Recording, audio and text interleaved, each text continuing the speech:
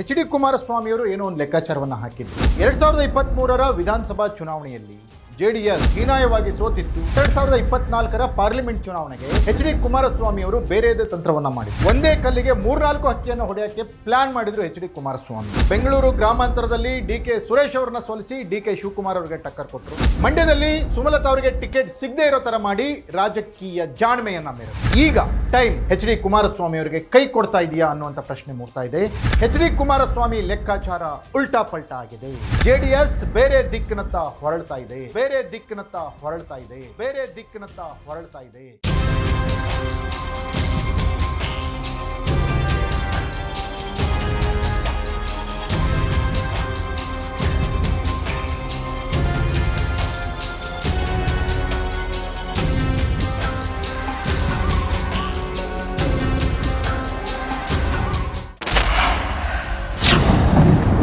Ladies and gentleman, H D ಕುಮಾರಸ್ವಾಮಿಯವರು ಏನೋ ಒಂದು ಲೆಕ್ಕಾಚಾರವನ್ನು ಹಾಕಿದ್ರು. ಆದರೆ ಲೆಕ್ಕಾಚಾರ ಉಲ್ಟಾ ಪಲ್ಟಾ ಅನ್ನೋ ಥರ ಆಗ್ತಾ ಇದೆಯಾ?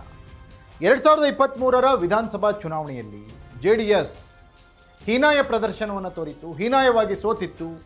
ಕಾಂಗ್ರೆಸ್ 135 ಸ್ಥಾನಗಳನ್ನು ಗೆದ್ದಿತ್ತು. ಮಂಡ್ಯದಲ್ಲಂತೂ ಕಾಂಗ್ರೆಸ್ ವಿಜಯದುಂದುಬಿಯನ್ನು ಮೊಳಗಿಸಿತ್ತು. ಇದಾದಮೇಲೆ 2024ರ ಪಾರ್ಲಿಮೆಂಟ್ ಚುನಾವಣೆಗೆ ಎಚ್ ಡಿ ಕುಮಾರಸ್ವಾಮಿಯವರು ಬೇರೆಯದೇ ತಂತ್ರವನ್ನು ಮಾಡಿದರು. ಒಂದೇ ಕಲ್ಲಿಗೆ 3-4 ಹಕ್ಕಿಯನ್ನು ಹೊಡೆಯೋಕ್ಕೆ ಪ್ಲಾನ್ ಮಾಡಿದರು ಎಚ್ ಡಿ ಕುಮಾರಸ್ವಾಮಿ. ಪರಿಣಾಮ ಬೆಂಗಳೂರು ಗ್ರಾಮಾಂತರದಲ್ಲಿ ಡಿ.ಕೆ. ಸುರೇಶ್ ಅವರನ್ನ ಸೋಲಿಸಿ ಡಿ.ಕೆ. ಶಿವಕುಮಾರ್ ಅವರಿಗೆ ಟಕ್ಕರ್ ಕೊಟ್ಟರು. ಮಂಡ್ಯದಲ್ಲಿ ಸುಮಲತಾ ಅವರಿಗೆ ಟಿಕೆಟ್ ಸಿಗದೆ ಇರೋ ಥರ ಮಾಡಿ ರಾಜಕೀಯ ಜಾಣ್ಮೆಯನ್ನು ಮೆರೆದರು.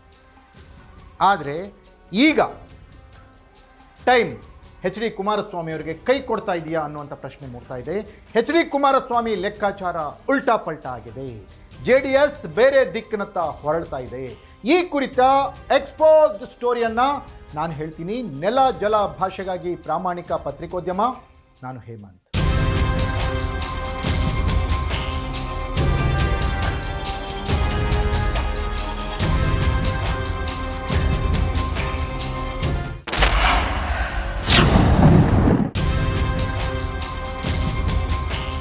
ಎಸ್ ವೀಕ್ಷಕರೇ, ಕುಮಾರಣ್ಣ ಮುಖ್ಯಮಂತ್ರಿಯಾಗಿ ರೈತರ ಕಷ್ಟಗಳಿಗೆ, ಬಡವರ ಸಮಸ್ಯೆಗಳಿಗೆ, ಗ್ರಾಮೀಣ ಭಾಗದ ಜನರ ಆಶೋತ್ತರಗಳಿಗೆ ಸ್ಪಂದಿಸಿರುವಂಥ ಹೃದಯವಂತ ಕುಮಾರಣ್ಣ ಅಂದರೆ ಆ ಇಮೇಜೇ ಬೇರೆ. ಹಳ್ಳಿಗಳಲ್ಲಿ ಕುಮಾರಣ್ಣ ಅಂದರೆ ಇಷ್ಟಪಡೋರು ತುಂಬ ಜನ ಇದ್ದಾರೆ. ಕುಮಾರಣ್ಣನವರ ಕೆಲಸಗಳನ್ನು, ಕುಮಾರಣ್ಣನವರ ಸಾಧನೆಗಳನ್ನು ಮನದುಂಬಿ ಹೊಗಳುವವರು ಹಲವಾರು ಜನ ಇದ್ದಾರೆ. ಇಂಥ ಕುಮಾರಣ್ಣ 2 ಬಾರಿ ಮುಖ್ಯಮಂತ್ರಿ ಆಗಿದ್ದಾಗಲೂ ಕೂಡ ಮೊದಲ ಬಾರಿಯಂತೂ ಕುಮಾರಣ್ಣನವರ ಆಡಳಿತ ತುಂಬ ಚೆನ್ನಾಗಿತ್ತು ಅನ್ನುವಂತಹ ರಿಪೋರ್ಟ್ಗಳು ಇತ್ತು. 2ನೇ ಬಾರಿ ಸಮ್ಮಿಶ್ರ ಸರ್ಕಾರದಲ್ಲಿ ಬೇರೆ ಬೇರೆ ಕಾರಣಗಳಿಂದಾಗಿ ಕುಮಾರಣ್ಣನವರು ಸ್ವತಂತ್ರವಾಗಿ ಕಾರ್ಯನಿರ್ವಹಿಸಲು ಸಾಧ್ಯವಾಗದೇ ಇರೋದ್ರಿಂದ ಹಲವು ರೀತಿಯ ಏರಿಳಿತಗಳು ಅವರ ಆಡಳಿತದಲ್ಲಿದ್ದವು. ಆದರೂ ಕೂಡ ಕುಮಾರಣ್ಣ 2 ಬಾರಿ ಮುಖ್ಯಮಂತ್ರಿ ಆದರೂ ಕೂಡ ಅವಧಿಯನ್ನು ಪೂರೈಸುವ ಅವಕಾಶ ಮತ್ತು ಅದೃಷ್ಟ ಕುಮಾರಣ್ಣನವರಿಗೆ ಇರಲಿಲ್ಲ. ಮುಂದೆ ಕುಮಾರಣ್ಣನವರಿಗೆ ಒಳ್ಳೆ ಟೈಮ್ ಇದೆ.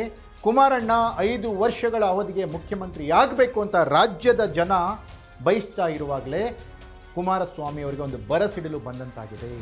ಎಚ್ ಡಿ ಕುಮಾರಸ್ವಾಮಿಯವರು ಅವರ ಹಾಕಿರೋ ಲೆಕ್ಕಾಚಾರದಿಂದ ದೂರ ಹೋಗ್ತಾ ಇದ್ದಾರೆ. ಎಚ್ ಡಿ ಕೆ ಲೆಕ್ಕಾಚಾರ ಉಲ್ಟಾ ಪಲ್ಟಾ ಆಗ್ತಾ ಇದೆ.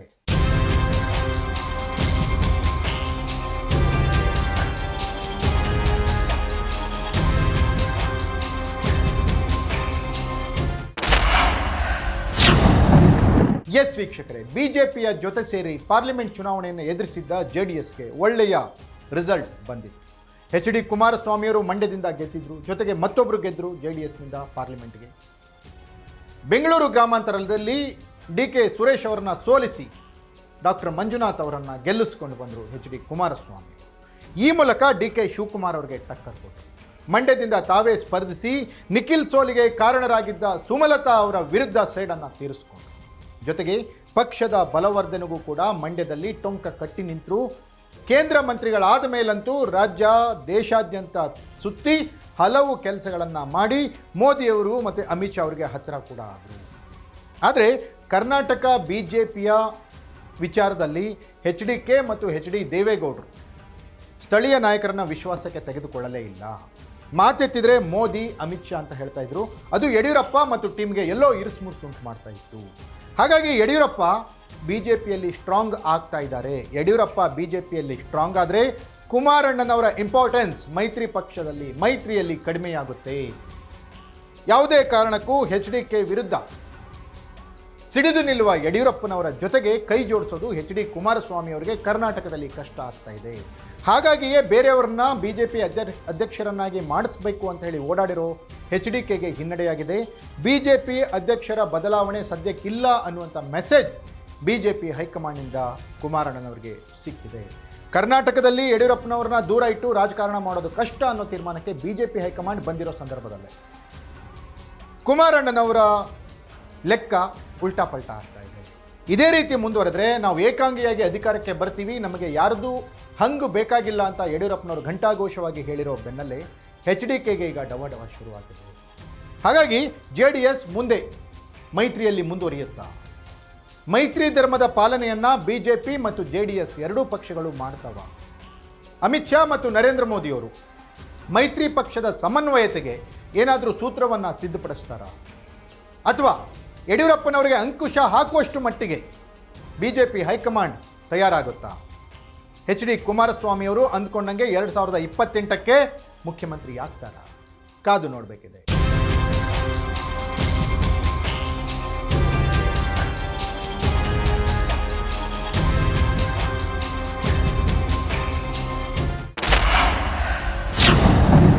ಇದಾಗಿತ್ತು ಎಕ್ಸ್ಪೋಸ್ಡ್ ಸ್ಟೋರಿ. ನೆಲ ಜಲ ಭಾಷೆಗಾಗಿ ನೋಡ್ತಾ ಇರಿ ಫೋಕಸ್ ಟಿವಿ.